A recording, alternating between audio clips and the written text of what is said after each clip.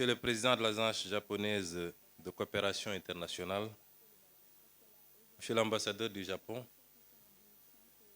Mesdames, Messieurs les représentants des missions diplomatiques, Monsieur le représentant résident de l'Agence japonaise de coopération internationale, Monsieur le Président du Conseil d'administration du Centre de formation professionnelle et technique Sénégal-Japon, Mesdames, Messieurs les directeurs généraux, les directeurs nationaux et directeurs de société, Mesdames, Messieurs les représentants des organisations patronales et des travailleurs, Monsieur le directeur du Centre de formation professionnelle et technique Sénégal-Japon, Mesdames, Messieurs les membres du corps enseignant et du personnel administratif, chers élèves et étudiants, Mesdames, Messieurs, je suis venu aujourd'hui représenter Son Excellence, Monsieur le Président de la République, à cette cérémonie. Hier déjà, le Président de la République avait reçu Monsieur le Président de la JICA et Monsieur l'ambassadeur du Japon. Et aujourd'hui, il me délègue de le représenter à cette cérémonie. Cela atteste de l'importance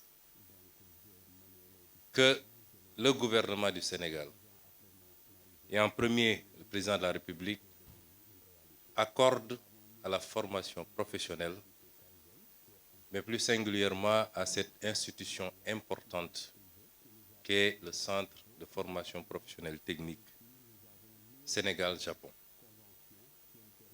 Monsieur le Président de la JICA, Monsieur l'ambassadeur, je voudrais avant tout vous adresser les remerciements chaleureux, sincères et profonds du peuple sénégalais pour votre présence durant ces 40 dernières années à contribuer à la formation d'acteurs importants pour la construction de tout développement.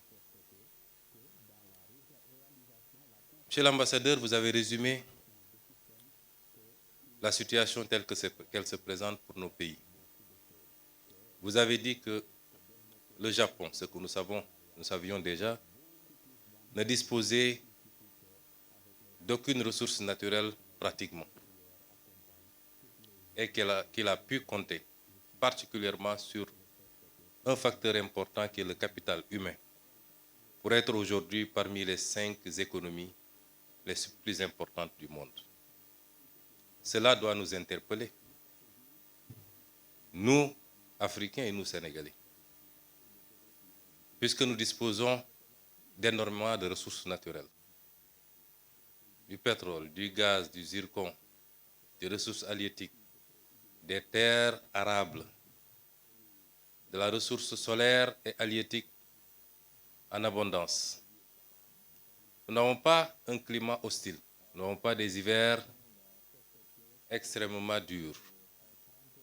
Nous ne sommes pas confrontés à certains problèmes géographiques ou des problèmes liés à un certain nombre de phénomènes tels que les tremblements de terre, les cyclones, les tsunamis et toute autre catastrophe naturelle qui dévaste souvent un certain nombre de pays, et particulièrement le Japon.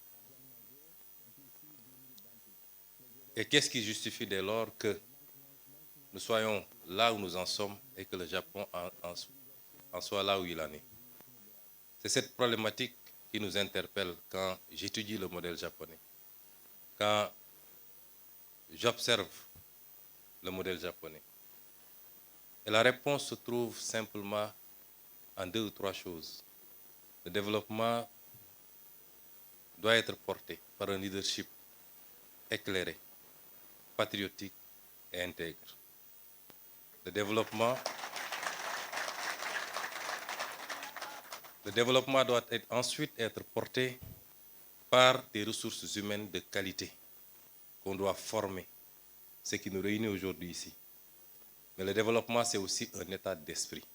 Et tout à l'heure, on nous a présenté l'esprit Kaizen, qui est un esprit dont nous devrions nous inspirer, qui renvoie à la discipline, à l'organisation et à la fixation sur les objectifs qu'on s'est assignés.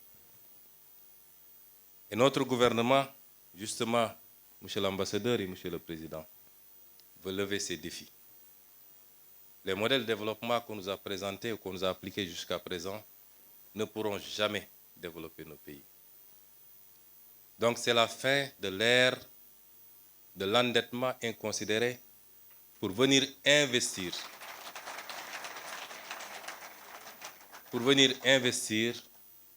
dans des projets qui n'ont aucun rapport avec la construction d'un développement endogène et souverain. Nos priorités dès à présent, et vous en rendrez compte à partir de lundi, puisque nous allons présenter au Sénégal et au monde entier le nouveau référentiel des politiques publiques, avec un horizon dégagé sur 25 années, mais avec ses déclinaisons quinquennaux et décennaux, vous vous rendrez compte que notre objectif, c'est de nous atteler à une construction méthodique, appliquée, patiente, d'un véritable modèle de développement structuré autour d'un certain nombre de pôles de développement qui seront au nombre de 8 à travers le Sénégal. Et nous voudrions que la coopération avec tous nos partenaires soit circonscrite désormais autour de ces impératifs. Et à ce titre, je pense que le Japon est largement en avance, puisque le modèle qui nous est présenté ici est justement le modèle qu'il nous faut, qu'il faut dupliquer et renforcer. Je me réjouis déjà d'entendre et de voir que notre complexe sera bientôt ouvert à Diamniadio. Nous vous en remercions. Mais il est souhaitable, toujours avec la coopération japonaise, que nous puissions ouvrir autant de complexes, à défaut de le faire dans toutes les régions, du moins dans les 8 pôles de développement, pour accroître la chance de tous les Sénégalais, les jeunes Sénégalais, de pouvoir bénéficier d'une formation de qualité chez eux et de pouvoir contribuer localement à construire le développement endogène au niveau local d'abord, au niveau des pôles, puisque c'est la somme des résultats obtenus en mettant en compétition les 8 pôles qui nous permettront d'avoir un résultat appréciable au niveau national. Et dans ce sens, je voudrais rassurer les partenaires. Oui, le modèle japonais est l'idéal pour nos pays. Nous préférons qu'on nous apprenne à pêcher plutôt que de continuer à nous offrir du poisson. Le transfert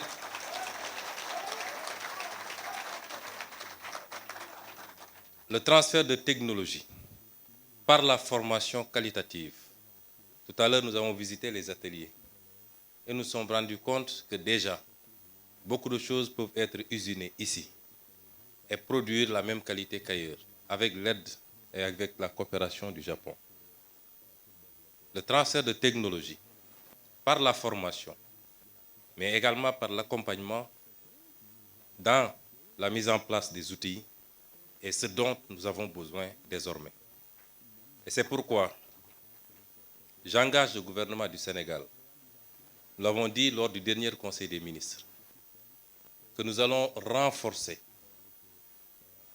l'implication du gouvernement du Sénégal sur le plan financier, sur le plan de l'accompagnement à tout point de vue, pour booster la formation professionnelle.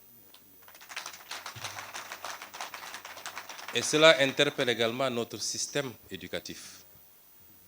Je voudrais dire aux jeunes que la formation universitaire est importante, certes, mais elle ne doit pas constituer une sorte de panacée. Tout le monde ne peut pas être universitaire.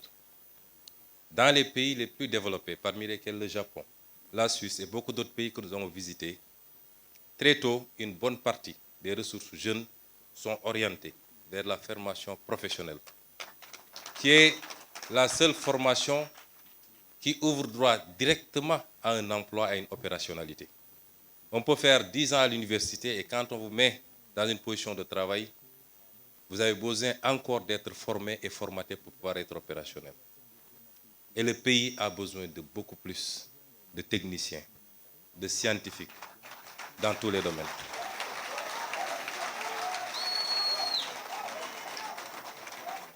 Et c'est pour rassurer également les élèves et étudiants que nous ferons le nécessaire avec tout l'accompagnement qu'il faut pour que vous puissiez pousser le plus loin possible, notamment le cycle d'ingénierie,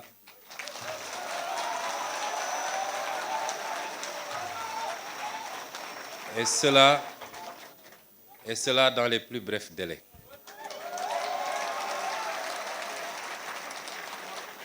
Je ne voudrais pas être long dans ce discours. Je voudrais simplement dire au peuple sénégalais, au-delà des félicitations à nos partenaires japonais, parce que tout ce qu'ils ont fait, ils l'ont fait avec altruisme, puisque c'est des dons. Nous les remercions chaleureusement encore une fois au nom du peuple sénégalais. Et dans la coopération future, notre option, c'est de voir avec chacun de nos partenaires qu'est-ce qu'on peut développer de manière spécifique et orienter, concentrer cette formation, cette collaboration autour de ces secteurs. Et dans le domaine de la formation professionnelle, pour la technologie, les sciences de manière générale, le numérique, je crois qu'avec le Japon, nous avons de belles perspectives. Mais ce que je voulais dire au peuple sénégalais, pour conclure, c'est qu'un peuple ne se développe que par lui-même. Savez-vous que nous avons fait récemment un exercice de vérité pour dire aux Sénégalais ce qu'il en était. Certains ont crié au loup en disant que nous aurions dû mentir au peuple sénégalais pour éviter de nuire à l'image du Sénégal. Nous ne sommes pas dans cette relation avec le peuple sénégalais. La vérité sera dite, quelles qu'en soient les conséquences, mais pas pour nuire à l'image du Sénégal, pour lancer un message très fort au peuple sénégalais. C'est que ce qui nous a conduit à ces situations, c'est qu'on a souvent voulu se cacher derrière notre petit doigt et éviter d'affronter les réalités de face. Les modèles de développement qui ont marché ailleurs et qui sont pratiquement identiques compte tenu des réalités et des spécificités socioculturelles sont les mêmes qui développeront ce pays. Et ce modèle, c'est compter d'abord sur nous-mêmes. Notre note a été très légèrement dégradée. Nous attendions beaucoup plus. Pourquoi? Parce que même sur le plan international, les partenaires ont salué l'exercice de vérité. Mais si notre note a été dégradée après, notre développement ne dépend pas du financement international. Il dépend de nous, de nos capacités à nous fixer des objectifs, à mobiliser toutes les ressources endogènes. Et Dieu sait qu'on n'en a pas mobilisé encore le 5e. Et seulement, mais alors seulement, toute aide internationale, encore que c'est rare de parler d'aide, puisque c'est souvent des dettes, viendra simplement en complément. Et ce message, nous devons le comprendre parce que si aujourd'hui le Japon, qui n'a aucune ressource naturelle, qui a vécu ce qu'elle a vécu lors de la Deuxième Guerre mondiale, a su en être à ce niveau, c'est parce qu'il a appliqué cet esprit, ce modèle, cette combativité, ce don de soi pour sa patrie, mais cette croyance fondamentale en lui-même et en son peuple. Je vous remercie de votre aimable attention.